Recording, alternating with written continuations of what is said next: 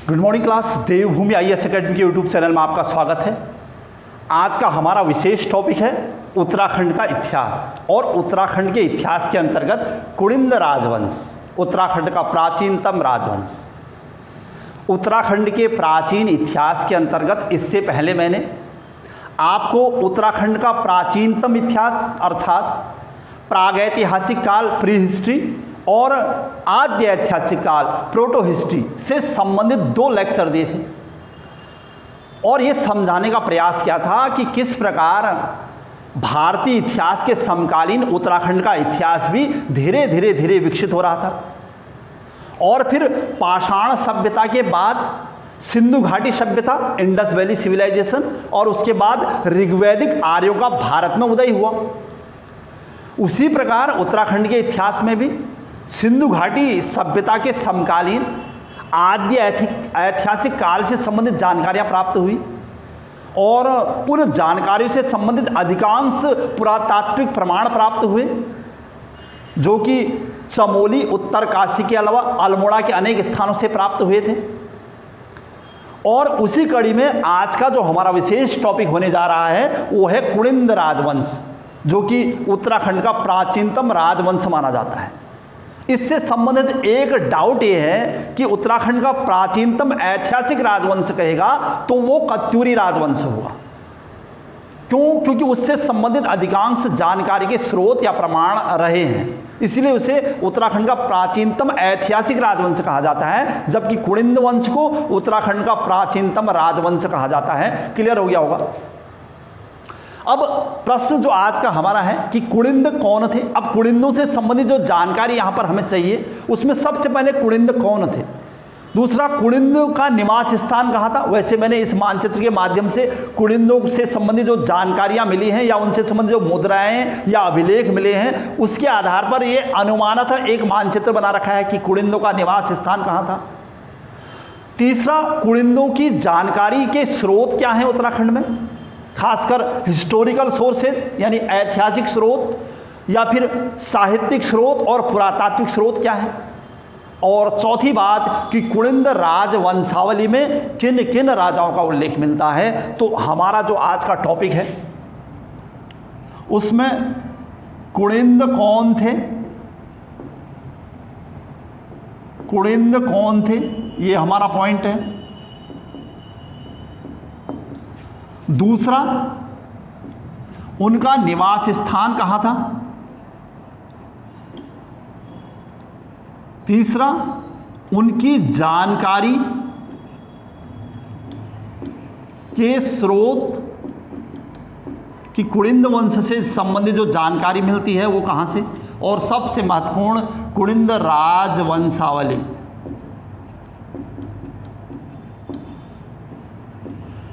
जिससे हमें ये पता हो चलेगा कि कुड़िंद राजवंश से संबंधित राजाओं और उनके साम्राज्य विस्तार, धर्म, आर्थिक स्थिति और उनका वैदेशिक संबंध। ठीक है, तो ये हमारे टॉपिक हैं आज के कि कुड़िंद कौन थे, दूसरा उनका निवास स्थान कहाँ था उत्तराखंड के मानचित्र के अकॉर्डिंग, और तीसरा उनसे संबंधित जानकारी के प्रमाण क्या हैं, और चौथा और अंतिम कुड़िंद राजवंशावली। ठीक है, तो सबसे पहले चलते हैं कुड़िंद कौन थे।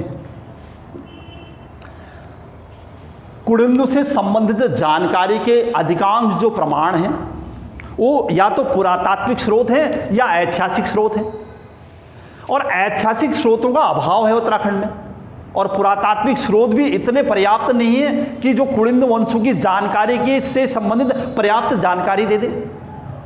इसीलिए कुड़िंदों से संबंधित जो जानकारी हमें प्राप्त हुई है उससे ये अनुमान लगाया जाता है कि संभवतः कुड़िंद आर्यों की ही एक जाति थी।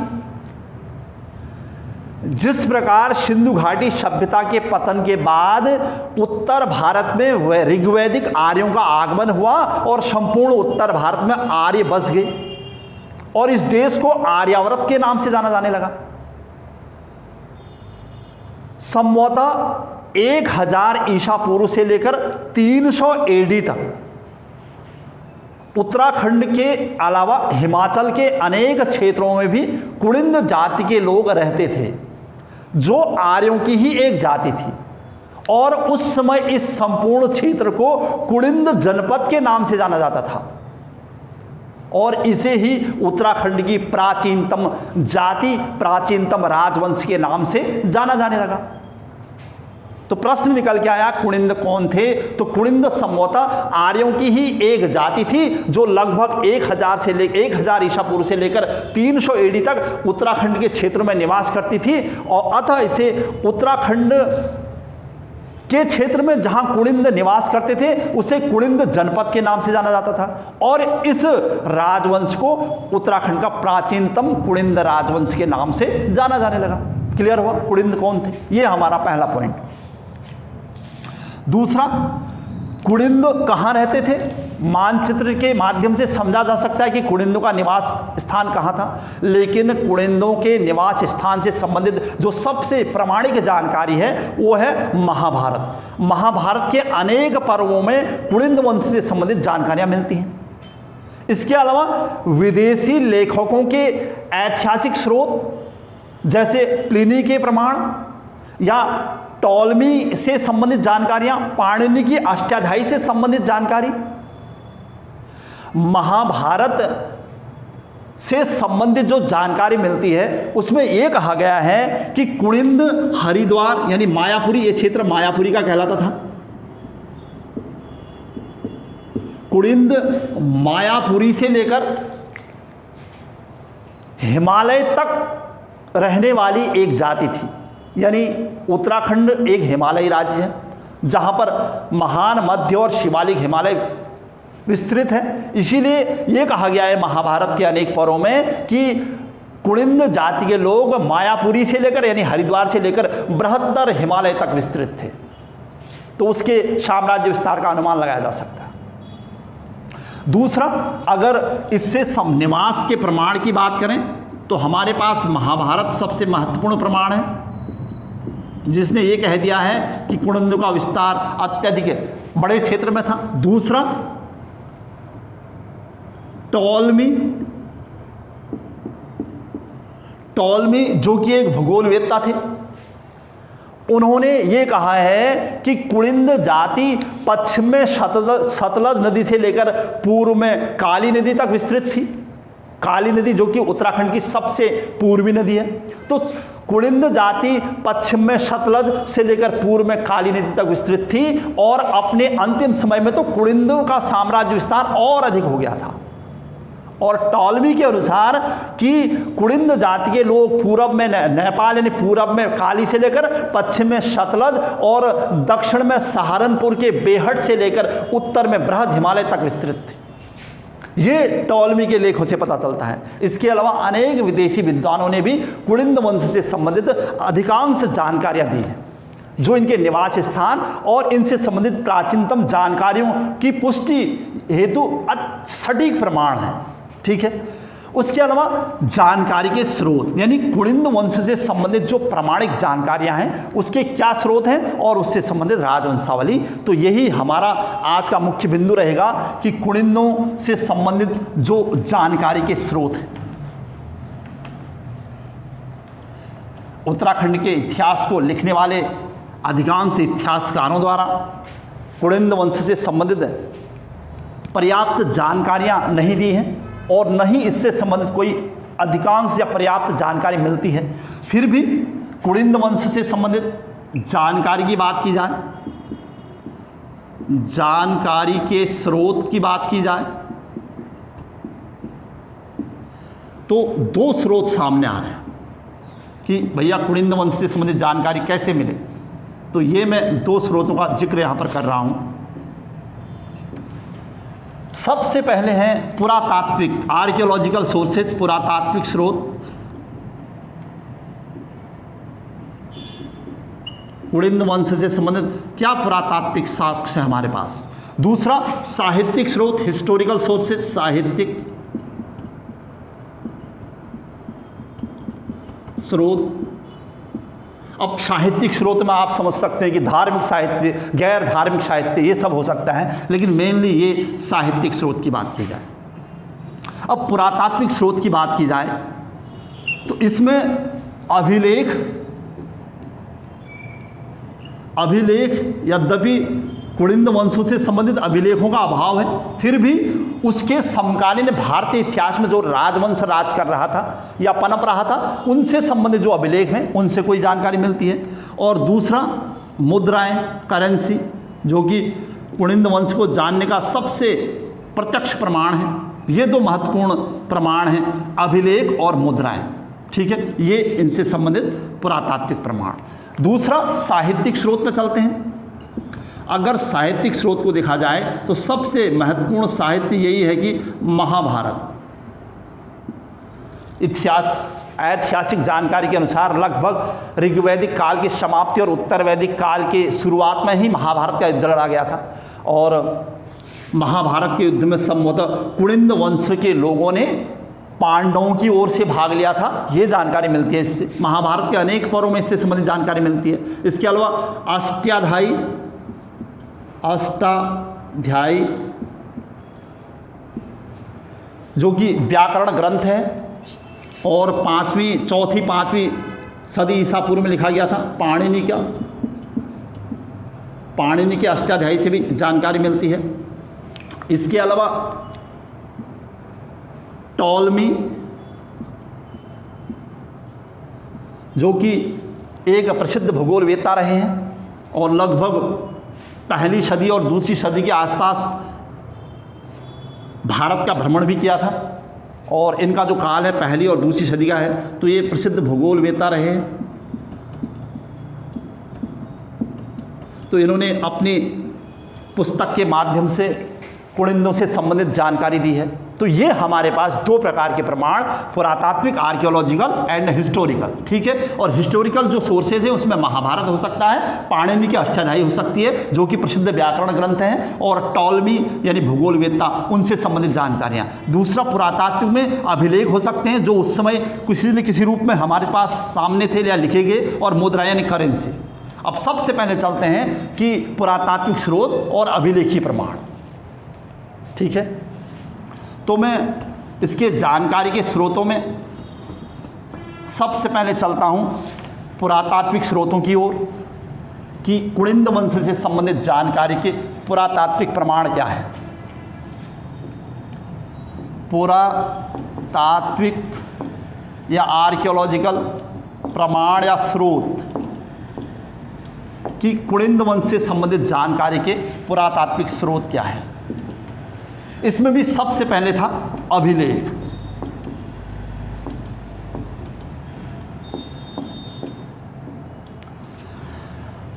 ठीक है,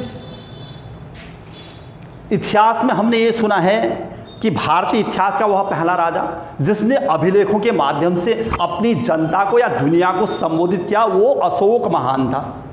और अशोक महान का काल ईसा पूर्व का काल था, और उससे संबंधित जो जानकारियां मिल रही हैं तो संभवतः मौर्य काल और उसके बाद का शुंग काल, जब भारत में शासन कर रहा था, उसी समय उत्तराखंड में कुलिंद वंश यानी कुलिंद जाति के लोग थे, ये अनुमान लगाया जा सकता है। इसीलिए अभिलेख यानी कुलिंद राजाओं से संबंधित अभिलेखों का तो अभाव है, लेकिन कुलिंदों के समकालीन मौर्य वंश यानी अशोक महान या उसके अलावा अन्य राजा तथा शुंग वंश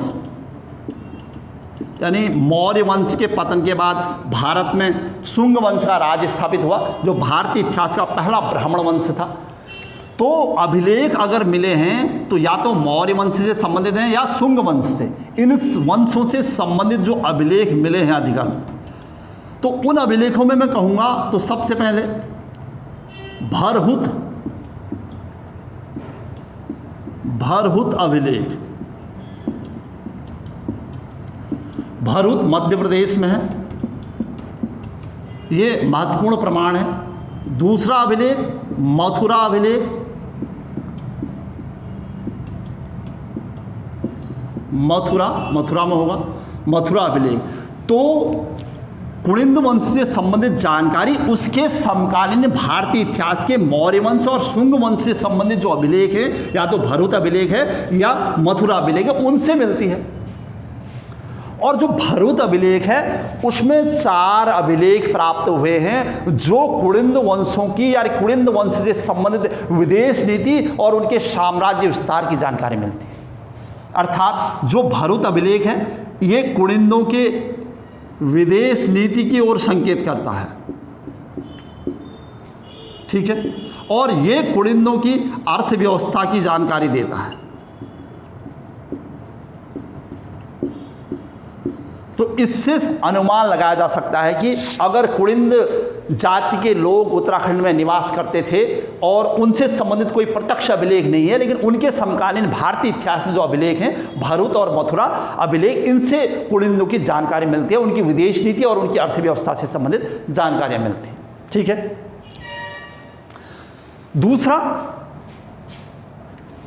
अभिलेखों के अलावा जो कि प्रत्यक्ष प्रमाण है और आज भी है कि कुलिंद वंश से संबंधित जो सबसे सटीक प्रमाण है हमारे पास, वो है मुद्रा।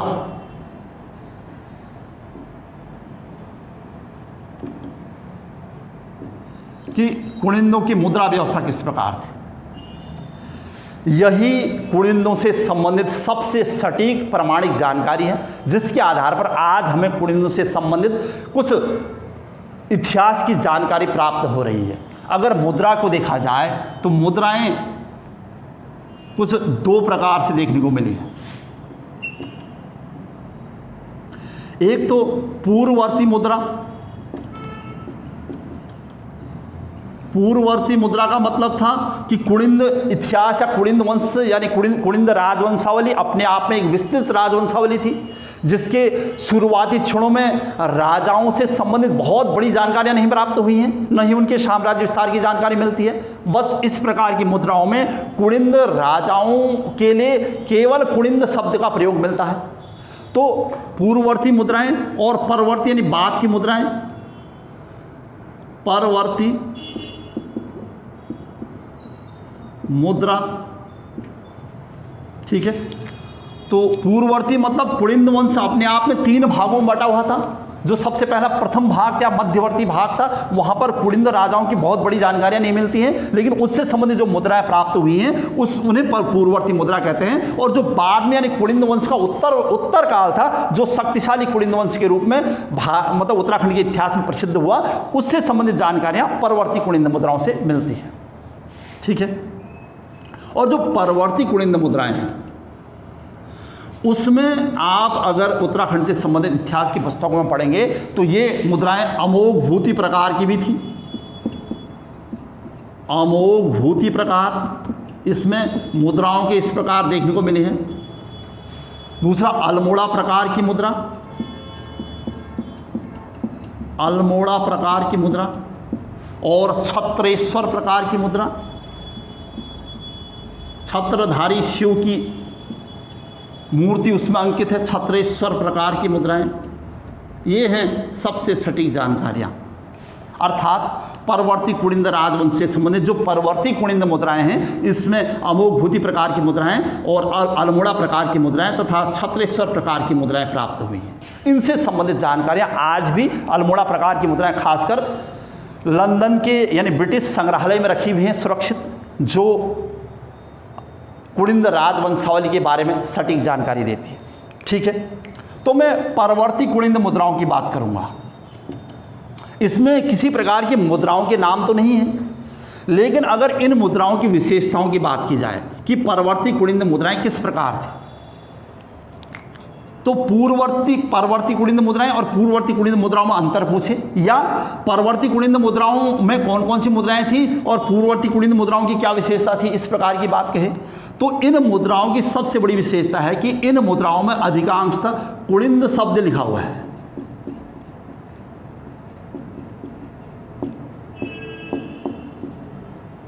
कुलिंद शब्द का उल्लेख मिलता है, ठीक है।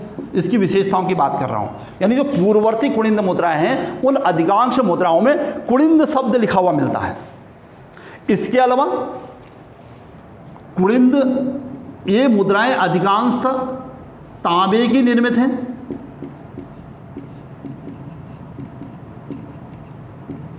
तांबे की निर्मित हैं,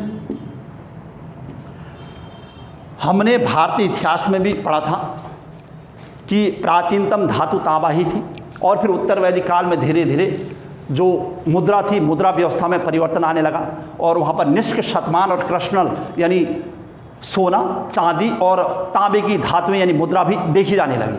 और उससे पहले चाहे वो ऋग्वैदिक काल था और उससे पहले इंडस वैली सिविलाइजेशन थी, वहाँ पर मुद्रा का पूर्णतः अभाव था, यदि था भी था तो वो कोई प्रत्यक्ष यानी सोना चांदी की मुद्राएं थी ये नहीं कह सकते हैं। लेकिन यहाँ पर कुणिंद जो मुद्रा मिली है उसमें तांबे की अधिकांश मुद्राएं मिली हैं। दूसरा, उन मुद्राओं में अधिकांश कुणिंद शब्द लिखा हुआ मिलता है, ठीक है। और अगर देखा चाहें इसमें बोधि वृक्ष मिलता है,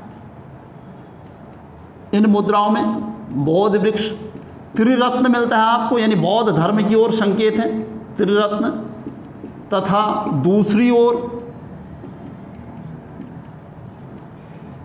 मतलब जो प्राचीनतम यानी पूर्ववर्ती कुणिंद मुद्राएं थी उसमें एक ओर बोधि वृक्ष, त्रिरत्न तथा दूसरी ओर फैलती हुई सूर्य की किरणें दिखाई गई हैं, फैलती हुई सूर्य की किरणें, सनरेज, सूर्य किरणें, इस प्रकार का देखने को मिलेगा आपको। इससे यह अनुमान लगाया जा सकता है कि संभवतः कुणिंद वंश के लोग बौद्ध धर्म को भी मानते हैं, यानी उनके धार्मिक धर्म की ओर संकेत करता है, यानी धार्मिक प्रवृत्ति की ओर संकेत कि कुणिंद वंश के लोग किस धर्म को मानते थे। लेकिन यद्यपि इसे केवल बौद्ध धर्म कहना ठीक नहीं होगा, क्योंकि कुणिंद वंश से संबंधित जो अधिकांश जानकारियां मिलती हैं या मुद्राओं से जो जानकारी मिलती है उसमें शैव धर्म यानी हिंदू धर्म के अलावा बौद्ध धर्म की ओर संकेत है। इसके अलावा इन मुद्राओं से आप बात करेंगे तो ब्राह्मी लिपि का प्रयोग मिलता है इनमें लिखा हुआ, ब्राह्मी लिपि की संभवतः ये ब्राह्मी लिपि का प्रयोग करते थे। और गणराज्य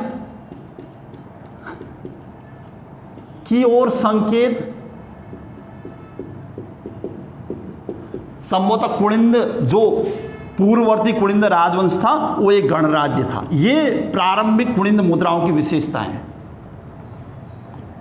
ठीक है, कि वो तांबे धातु की निर्मित थी, उसमें अधिकांश कुणिंद शब्द लिखा मिलता है, उसमें एक ओर बोधि वृक्ष, त्रिरत्न तथा दूसरी ओर फैलती हुई सूर्य की किरणें दिखाई गई हैं। धार्मिक प्रवृत्ति की ओर यानी वो संभवतः बौद्ध धर्म की ओर संकेत है, और इसके अलावा ब्राह्मी लिपि प्रयोग हुई है और गणराज्य शब्द की ओर संकेत है। ये मुद्राएं कहाँ मिली हैं तो आप कहेंगे अधिकांश मुद्राएं या तो बेहट मिली हैं, बेहट देहरादून के समीप सहारनपुर से संबंधित क्षेत्र, इसके अलावा देहरादून, उसके अलावा लुधियाना और करनाल हरियाणा, इस प्रकार की मुद्राएं आपको यहाँ देखने को मिलेंगी। बेहट यानी देहरादून के अलावा सहारनपुर का क्षेत्र, लुधियाना पंजाब और इसके अलावा करनाल क्षेत्र में भी इस प्रकार की मुद्राएं देखने को मिली है, ठीक है। ये था पूर्ववर्ती कुणिंद मुद्राओं की विशेषताएं। अब इसके बाद जो हमारा टॉपिक है वो परवर्ती कुणिंद मुद्राओं की विशेषताएं, कि जो परवर्ती कुणिंद मुद्राएं जो कि कुणिंद वंश से सबसे महत्वपूर्ण जानकारियाँ हैं वो क्या बताती हैं या किस प्रकार की जानकारी देती हैं। तो मैं परवर्ती कुणिंद मुद्राओं की बात करूँगा। और परवर्ती कुणिंद मुद्राएं मतलब जो कुणिंद वंश के मजबूत होते शासन की ओर संकेत करता है, उसके साम्राज्य विस्तार की ओर संकेत करता है। और परवर्ती कुणिंद मुद्राओं में जो अमोघभूति प्रकार की मुद्राएं थी उसमें अधिकांश मुद्राएं चांदी की भी देखी गई हैं, जो उसकी आर्थिक संपन्नता की ओर संकेत करता है। उसमें विदेशी प्रभाव झलकता है, खरोष्टी लिपि का प्रयोग हुआ है। तो पुरातात्विक स्रोतों में परवर्ती कुणिंद मुद्राएं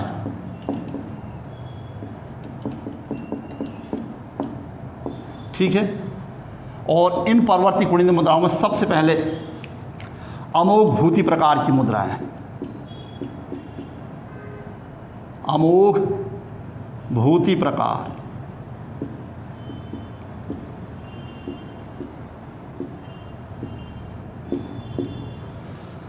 इससे संबंधित जो प्रश्न पूछे जा रहे हैं कि अमोघ भूति प्रकार की मुद्राएं, मतलब कि कुणिंद राजवंश में सबसे शक्तिशाली जो राजा था संभवतः अमोघ भूति था।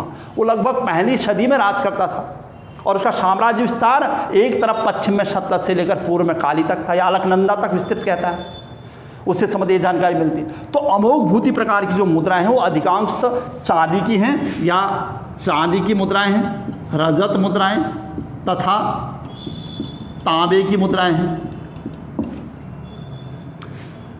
एक तो ये विशेषता है इन मुद्राओं की, अमोघ भूति प्रकार की मुद्राओं की। दूसरा, इसमें ब्राह्मी लिपि के अलावा खरोष्ठी लिपि का प्रयोग हुआ है। खरोष्ठी लिपि प्लस ब्राह्मी लिपि, भारतीय लिपि और विदेशी लिपि, यानी विदेशी प्रभाव झलकता है इन मुद्राओं में।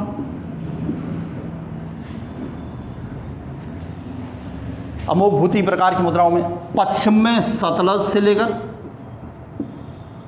सतलज नदी से लेकर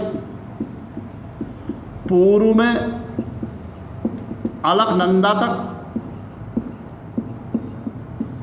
अलकनंदा तक नदी तक विस्तार देखा गया है, यानी इसके विशाल साम्राज्य विस्तार की जानकारी मिलती है। अमोघ भूति प्रकार की मुद्राओं की बात करूंगा तो उसकी विशेष प्रकार की मुद्राएं हैं, यानी चांदी के अलावा तांबे की भी मुद्राएं देखने को मिली वहाँ पर, जो अलकनंदा से, अलकनंदा ब्यास घाटी या सतलज तक विशाल साम्राज्य की ओर संकेत करती हैं। उसमें खरोष्ठी लिपि में भी लिखा गया है, बल्कि खरोष्ठी लिपि में कुड़िंदस अमोघ भूति महर्जस एक शब्द का यूज हुआ है। खरोष्ठी लिपि में कुड़िंदस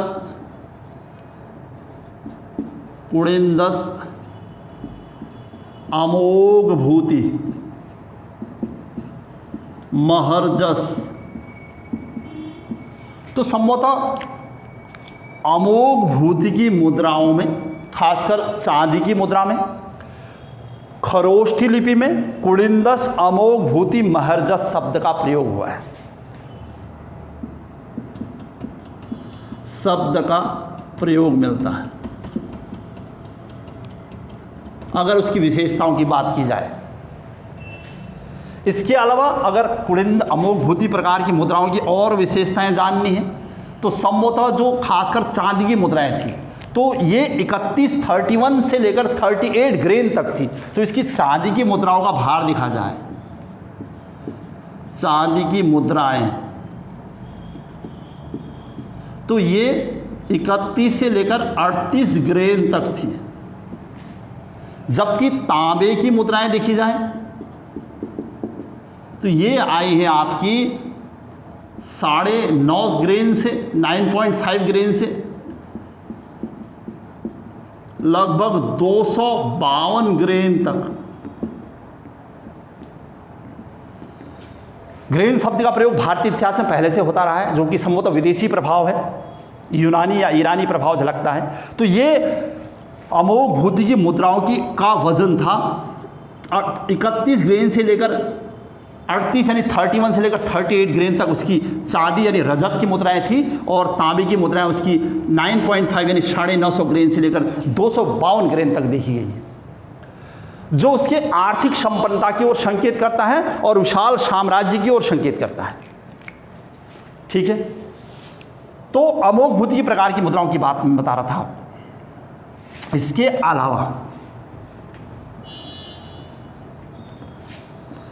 अमोघ भूति की जो अधिकांश मुद्राएं थी उसमें खरोष्ठी लिपि का ही प्रयोग मिलता है, जबकि इसके अलावा जो अन्य राजा थे उसमें ब्राह्मी लिपि का प्रयोग हुआ है।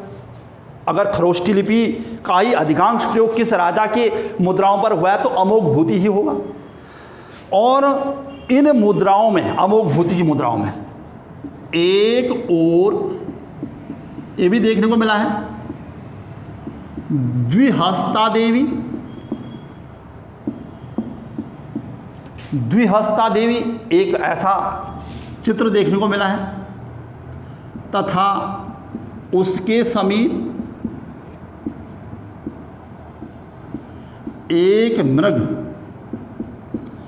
अमोघ भूति की मुद्राओं में इस प्रकार की मुद्राएं में मिली हैं जहां एक द्विहस्ता देवी और उसके समीप एक मृग पाया गया है। ठीक है, मतलब उसके दाहिनी ओर लिखा है, कहीं पर ये लिखता है कि एक ओर द्विहस्ता देवी, तब उसकी दाहिनी ओर एक मृग बना हुआ है। ये भी इसकी विशेषता है। ठीक है, खरोष्टी लिपि में अधिकांश मुद्राएं मिली हैं, लेकिन जबकि अन्य राजाओं की मुद्राएं ब्राह्मी लिपि में हैं, लेकिन कुछ ऐसी मुद्राएं हैं जिनमें ब्राह्मी लिपि का भी प्रयोग मिलता है। तो पूरी तरह ये नहीं कह सकते केवल खरोष्टी लिपि में है, तो खरोष्टी और ब्राह्मी दो में मिले, लेकिन अधिकांश मुद्राएं खरोष्टी में मिली। दूसरा, चांदी और तांबे दोनों की मुद्राएं मिली हैं, लेकिन अमोघ भूति के काल की अधिकांश मुद्राएं चांदी की हैं। तीसरा, इनका विस्तार अगर देखा जाए तो पश्चिम में सतलज व्यास से लेकर पूर्व में अलकनंदा था।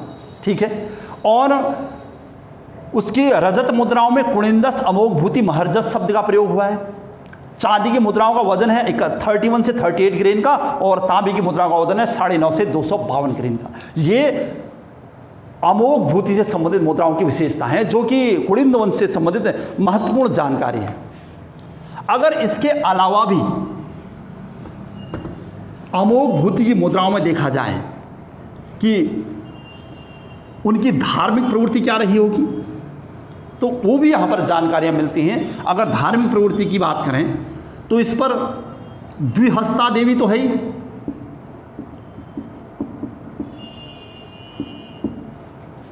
बोधि वृक्ष भी मिलेगा आपको देखने को, बोधि वृक्ष भी मिलेगा, त्रिरत्न भी मिलेंगे,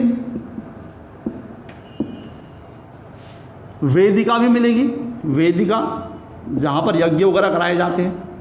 अब इससे लग रहा है कि ये ब्राह्मण धर्म की ओर संकेत है, मतलब बोधि वृक्ष और त्रिरत्न से लिखता है कि ये बौद्ध धर्म की ओर संकेत है, जबकि वेदिका या द्विहस्ता देवी ब्राह्मण धर्म की ओर संकेत करता है। मतलब कुणिंद वंश के राजा बौद्ध धर्म के अलावा ब्राह्मण धर्म या शैव धर्म की ओर संकेत, या शैव या वैष्णव धर्म की ओर संकेत है। इसके अलावा देखेंगे तो चैत्य मिलेगा आपको, चैत्य चक्र,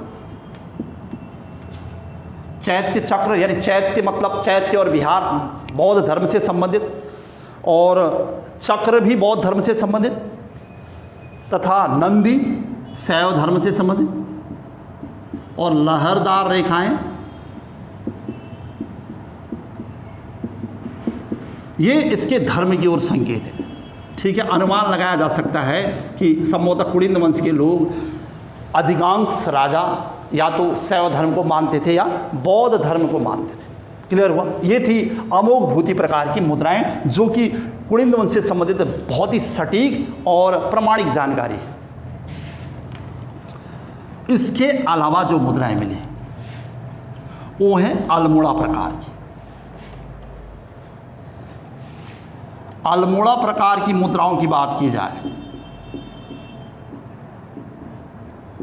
अल्मोड़ा प्रकार, ठीक है, तो अल्मोड़ा प्रकार की मुद्राओं में देखेंगे तो ब्राह्मी लिपि का प्रयोग हुआ है।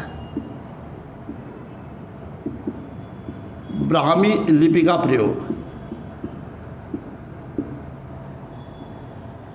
अधिकतर, लेकिन विदेशी प्रभाव भी झलकता है, और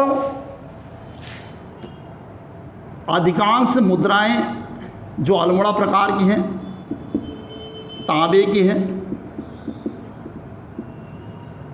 मुद्राएं तांबे की हैं।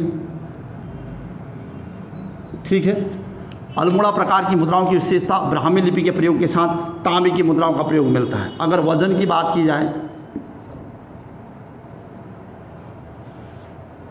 119 ग्रेन से लेकर 237 ग्रेन के मध्य इनका वजन आया है। जो अल्मोड़ा प्रकार की मुद्राएं हैं तो वो संभवतः तांबे की ही मुद्राएं हैं, और 119 से 327 ग्रेन का यूज हुआ है अल्मोड़ा प्रकार की मुद्राओं में, जो उनका वजन देखा गया है, जो कि अधिकांश तांबे की मुद्राएं हैं। ठीक है, इसके अलावा नॉर्मली अल्मोड़ा प्रकार की जो मुद्राएं हैं उनमें राजाओं के नाम भी हैं। अल्मोड़ा प्रकार की जो 4 मुद्राएं हैं उसमें राजाओं के नाम देखोगे तो, या राजाओं के चित्र, संभवतः शिवदत्त, शिवपालित, हरिदत्त, अल्मोड़ा प्रकार की मुद्राओं में इन राजाओं के चित्र बने हैं या इन राजाओं से संबंधित जानकारी मिलती है, जो संभवतः शिवदत्त, शिवपालित, हरिदत्त, राजा गौमित्र, और इसके अलावा एक नाम इस टाइप से कुछ आया है, मौ गौ भतस, इस प्रकार का शब्द प्रयोग हुआ है। ये संभवतः कोई परवर्तीकालीन कुड़िंद राजा हो या राजाओं से संबंधित कोई ऐसा शब्द जिसका प्रयोग इस प्रकार से किया गया हो।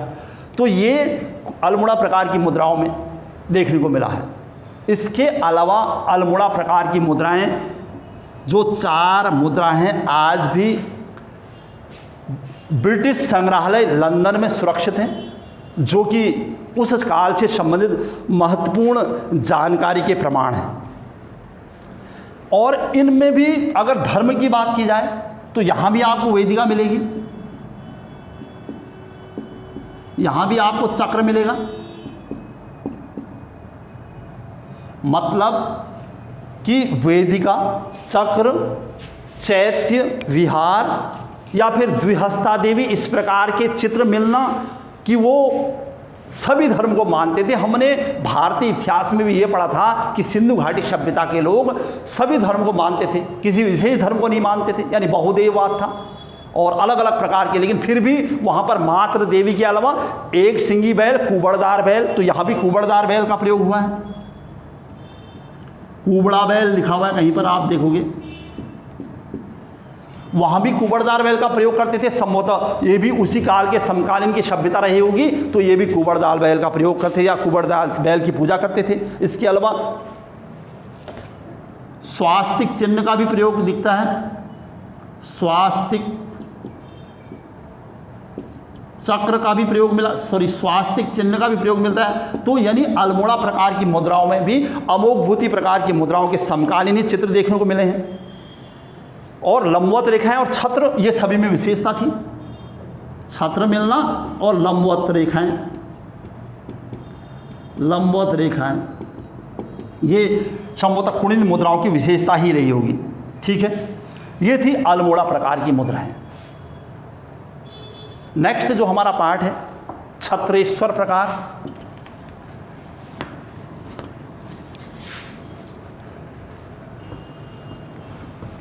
तो छत्रेश्वर प्रकार की मुद्राओं की क्या विशेषता है वो मैं आपको बताता हूं।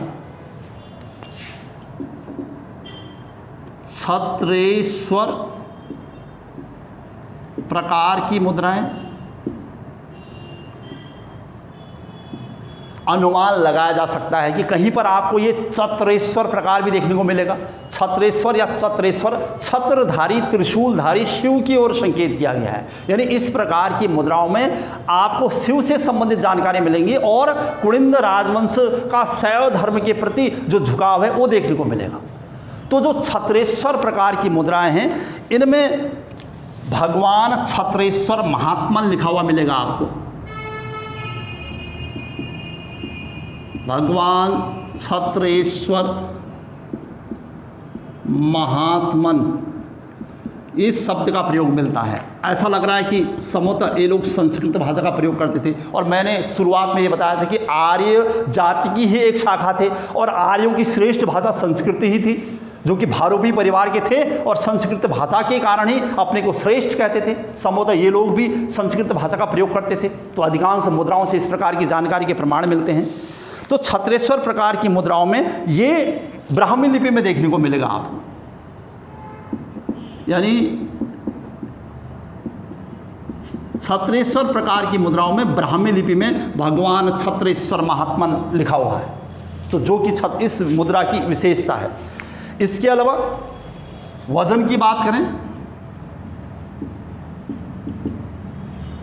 तो 131 से लेकर 237 ग्रेन तक की मुद्राएं में देखने को मिली हैं। मतलब छत्रेश्वर प्रकार की मुद्राओं का वजन देखा जाए तो 131 से 237, अथवा इसको ऐसे भी लिख सकते हैं 131 से कहीं पर 291 ग्रेन भी देखने को मिला है, या कहीं पर 191 ग्रेन भी देखने को मिला है। 191 ग्रेन, इस प्रकार की मुद्राएं अधिकतर देखने को मिली हैं। तो इससे अनुमान लगाया जा सकता है कि मुद्राओं का जो वजन था वो अलग अलग प्रकार का था, लेकिन सबसे अधिक मुद्राएं ये देखने को मिली हैं 131 से 291 ग्रेन। ठीक है, तो छत्रेश्वर प्रकार की मुद्राओं में ब्राह्मी लिपि में भगवान छत्रेश्वर महात्मन का शब्द का प्रयोग हुआ है। दूसरा, छत्रेश्वर प्रकार की जो अधिकांश मुद्राएं हैं उनका वजन लगभग 131 से 291 ग्रेन देखा गया है। ठीक है, और कहीं पर अलग अलग भी ये देखने को आपको मिलेगा। इसके अलावा छत्रेश्वर प्रकार की मुद्राओं में भी आपको अलग अलग प्रकार के धार्मिक चिन्ह देखने को मिलेंगे। इसमें भी आपको शिव का, यानी धर्म की बात करें तो शिव का चित्र मिलेगा,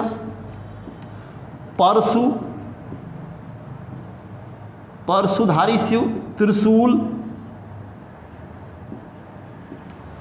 कुबड़दार बैल, कुबड़ा बैल और वेदी, चक्र, इस प्रकार की चीज़ें आपको यहाँ भी देखने को मिलेंगी। यानी शिव, लेकिन अधिकांश मुद्राएं त्रिशूलधारी शिव हैं या छत्रधारी शिव है, इसलिए इनको छत्रेश्वर या छत्रेश्वर प्रकार की मुद्राएं कहा गया है। लेकिन वजन 131 से 291 ग्रेन सबसे शुद्ध। ठीक है, ये था भैया कुलिंद वंश से संबंधित जानकारी के पुरातात्विक प्रमाण। उनमें भी सबसे पहले मुद्राएं, परवर्ती कुलिंदों की से संबंधित मुद्राएं। ठीक है,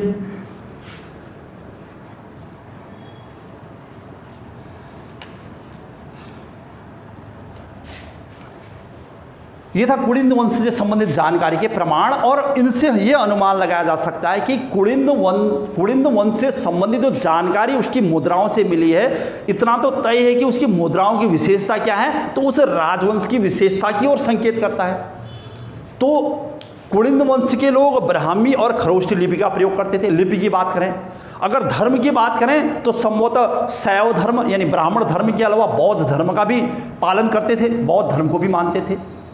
अच्छा, भाषा की बात करें तो ब्राह्मी खरोष्ठी लिपि का प्रयोग हुआ है, तो विदेशी प्रभाव झलकता है खरोष्ठी लिपि में, यानी कुषाण और यवन का प्रभाव झलकता है इस धर्म के लोगों में या इस काल के लोगों में। ठीक है, और अलग अलग प्रकार की मुद्राओं से उसके साम्राज्य विस्तार की जानकारी मिलती है। अर्थात इनका साम्राज्य विस्तार पूर्व में अलकनंदा से लेकर पश्चिम में सतलज व्यास तक रहा होगा। आर्थिक संपन्नता और व्यापारिक दृष्टिकोण की ओर संकेत करती हैं, खासकर अमोघ भूति की मुद्राएं जो कि चांदी की। चांदी की मुद्राओं में जो लिखा हुआ है ग्रेन शब्द, ये संभवतः विदेशी ही माप है। अनुमान लगाया जा सकता है या तो ये समकालीन विदेशियों से संबंधित थे या उनसे संबंध रखते थे, या ये स्वयं ही विदेशी थे। ठीक है, इसके बाद जो हमारा नेक्स्ट टॉपिक होने जा रहा है वो कुलिंद राजवंशावली का टॉपिक।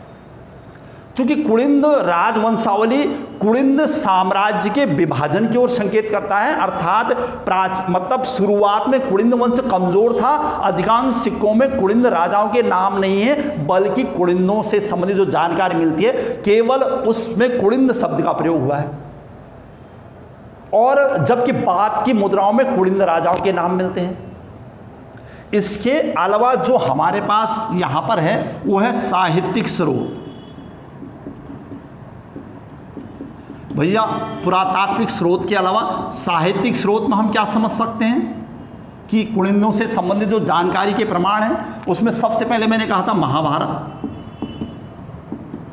महाभारत के अनेक पर्वों में कुलिंदों से संबंधित जानकारी मिली है। फिर अष्टाध्यायी, पाणिनि की अष्टाध्यायी, और फिर टॉलमी से संबंधित जो प्रमाण हैं, यानी भूगोलवेत्ता टॉलमी ने जो बता रखा है। ठीक है, तो कुलिंदों से संबंधित जो ऐतिहासिक या साहित्यिक स्रोत हैं उसमें सबसे महत्वपूर्ण है महाभारत। ठीक है, महाभारत से क्या मिला है कुलिंदों से संबंधित जानकारी, तो मैं आपको बताता हूं।